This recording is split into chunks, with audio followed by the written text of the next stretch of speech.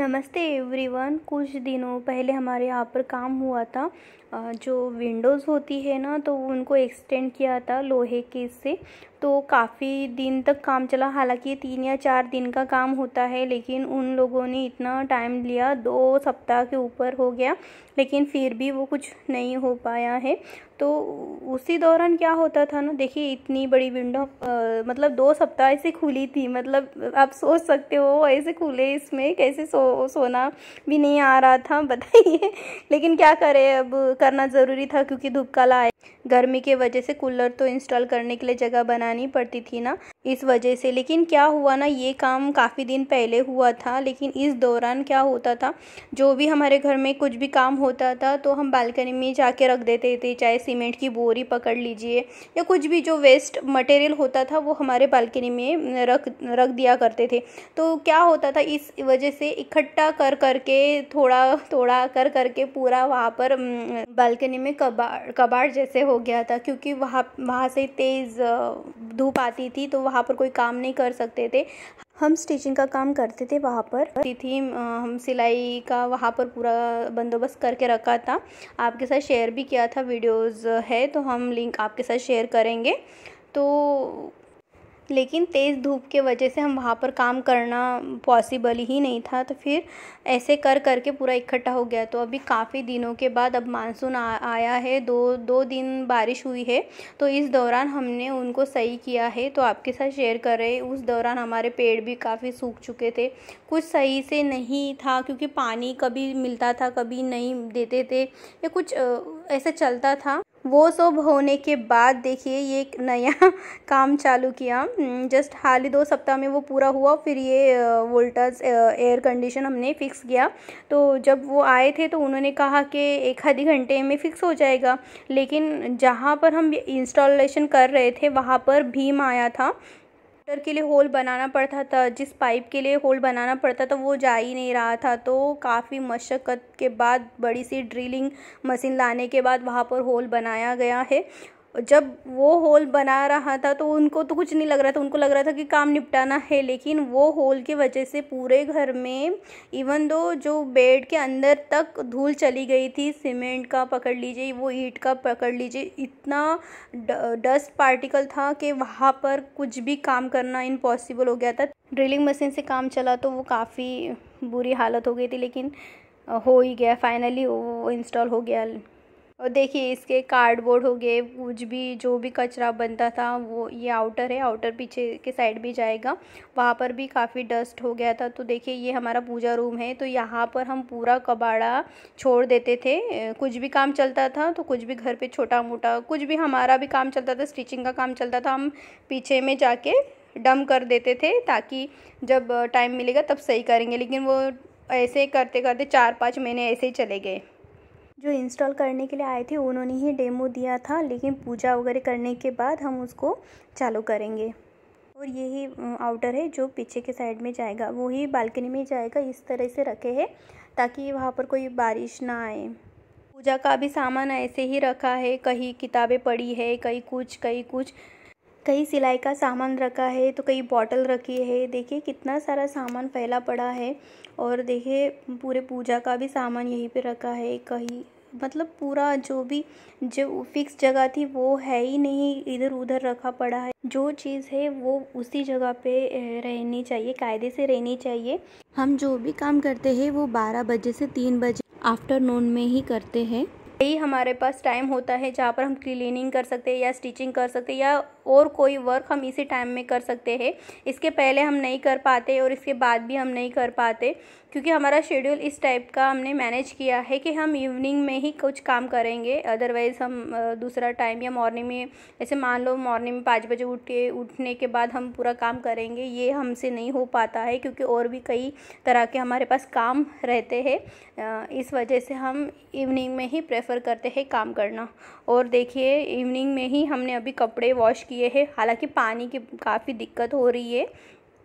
2 दिन से बारिश हो गई है तो हमने सोचा इनको भी हटा देंगे इस वजह से कि जो पानी बरसात का पानी आएगा तो हमारे पेड़ भी सही हो जाएंगे। लेकिन हमने इसे निकाला नहीं है, क्योंकि क्या होता है ना, कुछ दिन बारिश होती है, फिर कुछ दिन बारिश नहीं होती है, तेज़ धूप आने लगती है। इस वजह से हमने ऊपर ही इसको टांग दिया है। मान लीजिए अगर बारिश नहीं होती है तो फिर हम ये फिर से निकाल देंगे। इस वजह से हमने इसे खाली सिंपल सा रैप करके रखा है। नेट को ऊपर रैप किया तो इतना अच्छा लग रहा था, आपको क्या बताएं। काफ़ी अच्छा मौसम हो रहा था, ठंडा मौसम हो रहा था और बहुत अच्छा लग रहा था, क्योंकि यहाँ हम झूले पे बैठने से पूरा व्यू मिलता था। बहुत अच्छा सा लगता था, पूरा ऐसे लगता था कि आसमान आपके पास है। हमारे घर की यही एक बालकनी है जिससे व्यू अच्छा आता है और अच्छा भी लगता है, क्योंकि खुली खुली हवा चलती है और पूरा ओपन प्लेस है। जहाँ तक नज़र जाएंगे ना, वहाँ तक पूरा ग्रीनरी फैली पड़ी है। लेकिन क्या होता था ना, ये ग्रीन मैट डालने से हम सुबह में यहाँ बैठ नहीं पाते थे। एक तो धूप के वजह से काफ़ी गर्म होता था, ये वाला जो बालकनी है एरिया काफ़ी गर्म होता था। यहाँ पर बैठना क्या, खड़े रहना भी मुश्किल हो जाता था धूप काला होने की वजह से।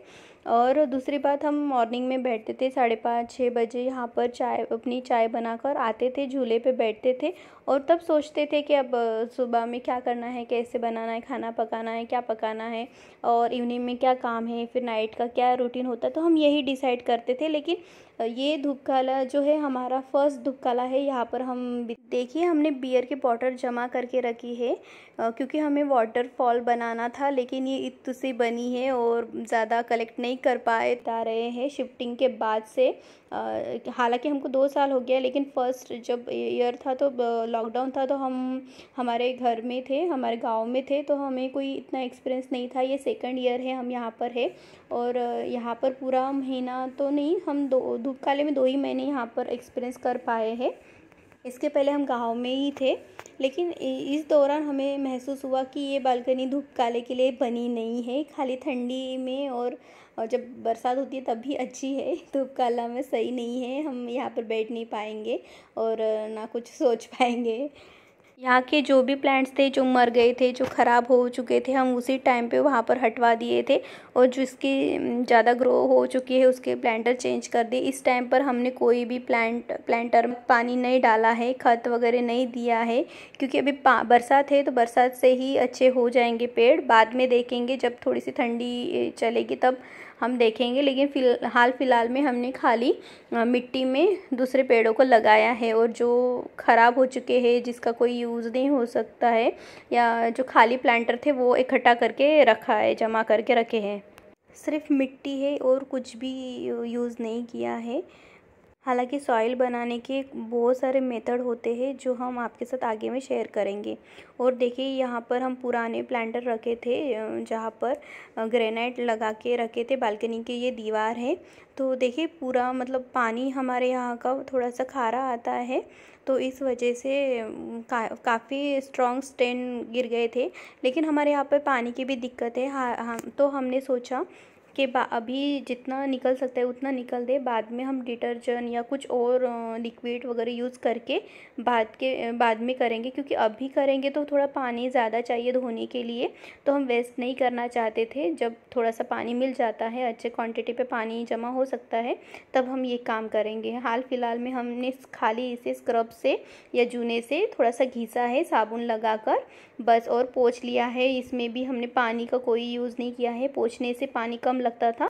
कितने भी ज़ोर से हमने रगड़ की कोशिश तो बहुत की थी, लेकिन नहीं निकल पाया, तो हमें लगता है इसको स्ट्रॉन्ग कोई लिक्विड से ही क्लीन करना पड़ेगा। हालांकि हमारे पास काफ़ी तरह के हार्ड क्लीनर रखे हैं, तो हम देखते हैं बाद में। थोड़ा सा पानी की भी दिक्कत है ना, इस वजह से थोड़ा सोचना पड़ रहा है, अदरवाइज़ कोई इशू नहीं होता था। इसके लिए हमने प्लेट का भी इंतज़ाम किया है, ये पहले ही कर लिए होते तो शायद इतने स्टैंड नहीं आते थे। ये हमने गांव से लाए थे, माँ ने रख रखे थे कि किसी दिन काम आएंगे, कि कुछ कोई मेहमान आएंगे। तो कितने सालों से हम शायद ये बचपन से देखते आ रहे हैं कि वही जैसे ही पड़े हैं। तो इस बार हमने उनके घर का पूरा डिक्लटरिंग करके रखा है। बहुत परेशानी होती थी उनको कि ऐसे मत करो, ये मत फेंको, ये न मत फेंको करके, लेकिन हमने पूरा घर का पूरा डिक्लटरिंग किया।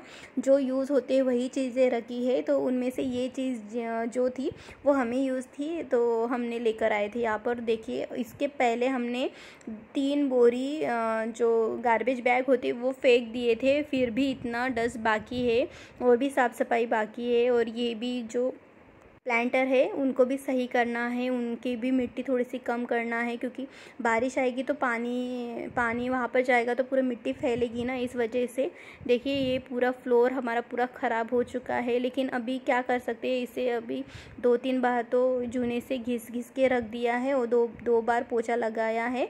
और ये पूरे प्लांटर इकट्ठा कर के रखे हैं, और एक के ऊपर एक इसलिए रखे हैं क्योंकि इसमें कोई प्लांट नहीं है, बाद फ़िलहाल में लगा दूँगी। और देखिए, तुलसी मैया भी पूरी ख़राब हो चुकी थी, इसलिए हमने इनको ऊपर चढ़ाया है।